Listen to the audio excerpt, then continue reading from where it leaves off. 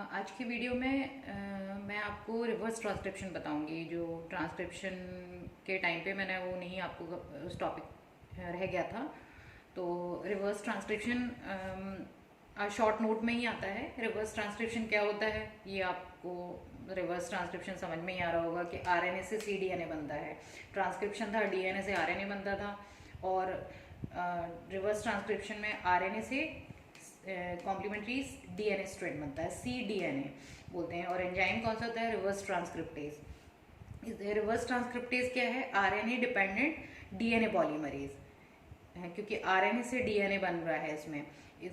इसको reverse transcriptase enzyme को also known as RNA directed DNA polymerase या RNA dependent DNA polymerase. इस reverse transcription process को सबसे पहले टैमलिन और बाल्टीमोर ने डिस्कवर किया था, और इनको 1970 में किया था, और इनको इसके लिए नोबेल प्राइज भी मिला था 1975 में।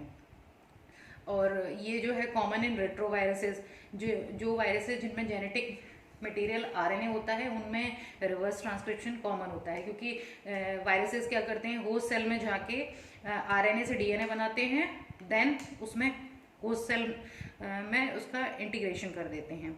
तो ये जो है reverse transcription common in retroviruses.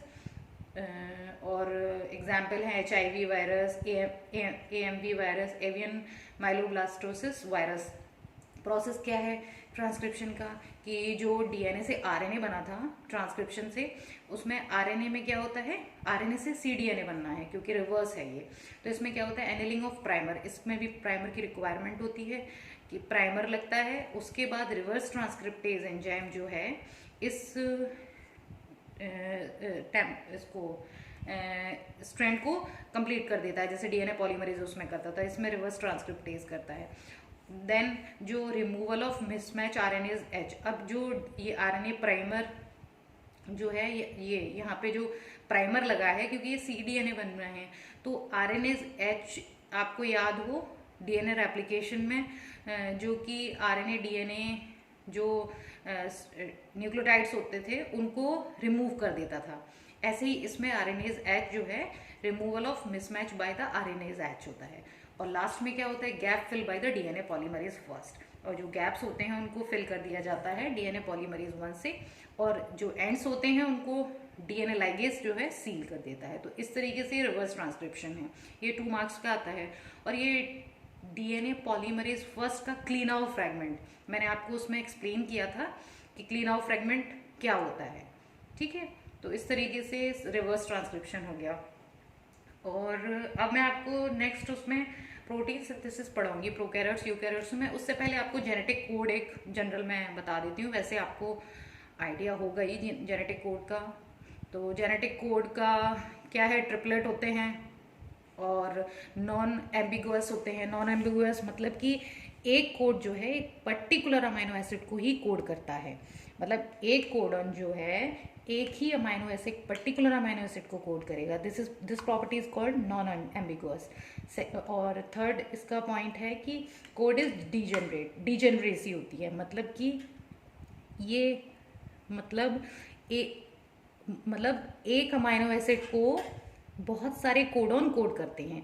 मतलब एक कोडॉन तो एक ही अमाइनो एसिड को करेगा, लेकिन कई कोडन्स जो होते हैं वो एक ही अमाइनो एसिड को कोड कर देते हैं, ठीक है। ये है डिजेनरेसी, इसकी प्रॉपर्टी कि one amino acid code by more than one codon. एक अमाइनो एसिड को कई सारे कोडॉन जो है कोड करते हैं। कोड जो है यूनिवर्सल होता है, जैसे कि इनिशिएटिंग कोडॉन जो होते हैं प्रोटीन सिंथेसिस में AUG GUG ये यूनिवर्सल हैं। ऐसे ही टर्मिनेशन कोडॉन होते हैं, ये भी यूनिवर्सल हैं, मतलब सभी में सेम होंगे। और कोड इज कोडन जो होते हैं कोमालेस होते हैं, मतलब कंटिन्यूसली लिखे जाते हैं, कोई कोमा नहीं लगाता है, ना ही ओवरलैपिंग होती है। मतलब आप जब रीडिंग फ्रेम जब पढ़ोगे जैसे UAA तो ओवरलैपिंग नहीं होती है, मतलब ट्रिपलेट ही काउंट किए जाते हैं। और जेनेटिक कोड को के लिए नीरेनबर्ग, खुराना और रॉबर्ट हॉली को नोबेल प्राइज मिला था 1968 में। इसमें टाइप्स ऑफ कोडॉन क्या होते हैं, एक तो होते हैं इनिशिएटिंग कोडॉन, जनरल कोडॉन और टर्मिनेटिंग कोडॉन। इनिशिएटिंग कोडॉन क्या होते हैं, जो इनिशिएशन करते हैं प्रोटीन सिंथेसिस में। नेक्स्ट मैं वही आपको टॉपिक कवर करूंगी। तो इनिशिएटिंग कोडॉन कौन कौन से होते हैं, AUG एंड GUG, आउजी जाउजी भी बोलते हैं इसको। तो AUG एंड GUG ये इनिशिएटिंग कोडॉन होते हैं। और टर्मिनेटिंग कोडॉन कौन से होते हैं, जो प्रोटीन सिंथेसिस का टर्मिनेशन होता है वो कोडॉन होते हैं UAA, UAG एंड UGA। जैसे ये सीक्वेंसेस आते हैं, ये कोडॉन्स आते हैं, वैसे ही प्रोटीन सिंथेसिस टर्मिनेट हो जाती है। इनको नॉनसेंस कोडॉन भी कहते हैं, टर्मिनेटिंग कोडॉन को नॉनसेंस कोडॉन भी कहते हैं, क्योंकि ये किसी अमाइनो एसिड को कोड नहीं करते हैं। ठीक है, जैसे AUG GUG तो मिथियोनिन और फॉर्मल मिथियोनिन को कोड करते हैं, लेकिन टर्मिनेटिंग कोडॉन जो होते हैं ये किसी भी कोडॉन को, किसी भी अमाइनो एसिड को कोड नहीं करते हैं, इसलिए इनको नॉनसेंस कोडॉन कहा जाता है। और बाकी बचे हुए हो गए जनरल कोडॉन। अब वोबेल हाइपोथेसिस पूछा जाता है।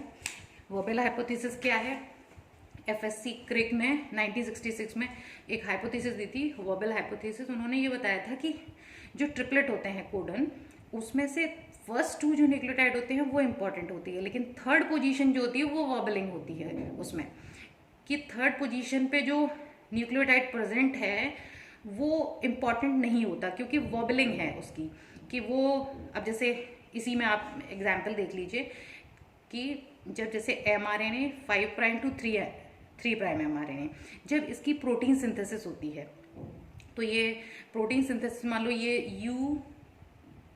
UCA ये कोई सीक्वेंस है। अब इसका tRNA आएगा, tRNA स्ट्रक्चर में आपको पढ़ा चुकी हूँ क्लास में, वो प्रोटीन सिंथेसिस में भी आएगा।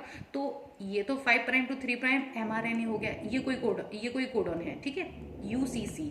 और इसका कॉम्प्लीमेंट्री tRNA जो है एंटीकोडन लूप पे प्रेजेंट होगा।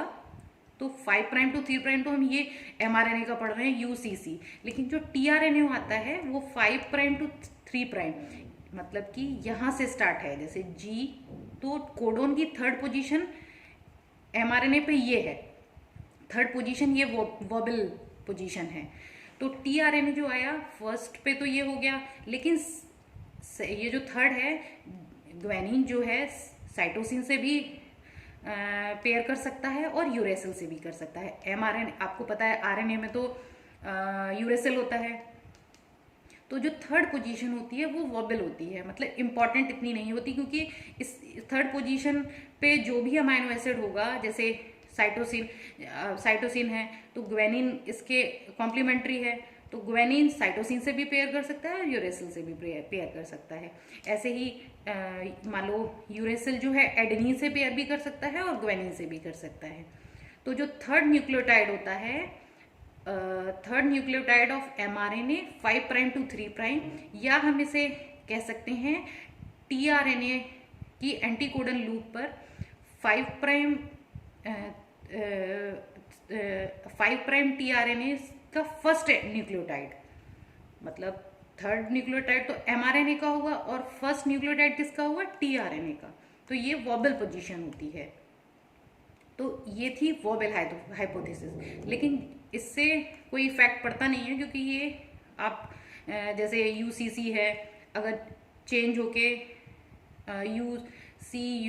UCU भी हो जाएगा तो ये सेम ही अमाइनो एसिड को कोड करता है। तो इस तरीके से ये वॉबल हाइपोथेसिस है। अब नेक्स्ट वीडियो में आपका प्रोटीन सिंथेसिस मैं आपको पढ़ाऊंगी, और इसके नोट्स में ई कंटेंट जो है वो मैं अपलोड कर दूंगी। Thank you.